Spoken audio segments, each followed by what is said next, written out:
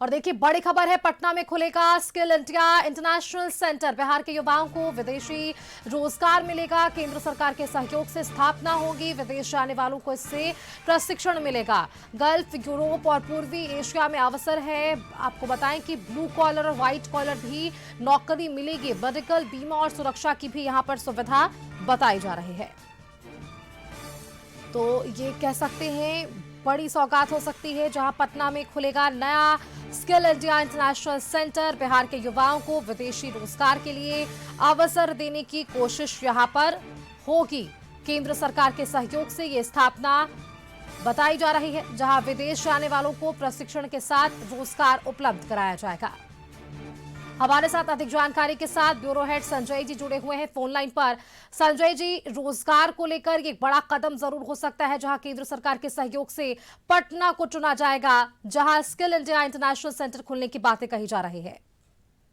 जी, निश्चित तौर पर सुष्मिता, ये बड़ी जी। पहल है और राज्य सरकार ने युवाओं के लिए विदेश में रोजगार का रास्ता आसान करने के लिए एक ये बड़ा उपाय जो है वो अपनाया है। पटना में जल्द ही भारत सरकार के सहयोग से स्किल इंडिया इंटरनेशनल सेंटर स्थापित किया जाएगा। कौशल विकास एवं उद्यमिता मंत्रालय ने इसके लिए सहमति दे भी दी है। इस सेंटर के माध्यम से विदेश में नौकरी की तलाश कर रहे युवाओं को प्रशिक्षण से लेकर सुरक्षित और पारदर्शी प्लेसमेंट तक की सुविधा उपलब्ध कराई जाएगी। सेंटर के माध्यम से बिहार के युवाओं के लिए वैश्विक मोबिलिटी पाथवे तैयार किया जाएगा। बिहार राज्य ओवरसीज प्लेसमेंट ब्यूरो के तहत विदेशों में रोजगार के अवसर उपलब्ध करने की व्यवस्था होगी। सहयोग परिषद, यूरोप, पूर्वी एशिया, खाड़ी का जो सहयोग परिषद है, इसके अलावा यूरोप, पूर्वी एशिया और अन्य प्रमुख देशों में नैतिक एवं पारदर्शी प्लेसमेंट पर जोर दिया जाएगा। सबसे खास बात यह है सुष्मिता कि विदेश जाने वाले युवाओं को अनधिकृत एजेंटों के चक्कर में नहीं पड़ना पड़ेगा। सेंटर के माध्यम से ब्लू कॉलर और व्हाइट कॉलर दोनों तरह की नौकरियों के लिए उपलब्ध अवसर होंगे। युवाओं को संबंधित देश के नियम कानून, प्रवासी श्रमिकों के अधिकार और कार्यस्थल के आचार व्यवहार की जानकारी दी जाएगी।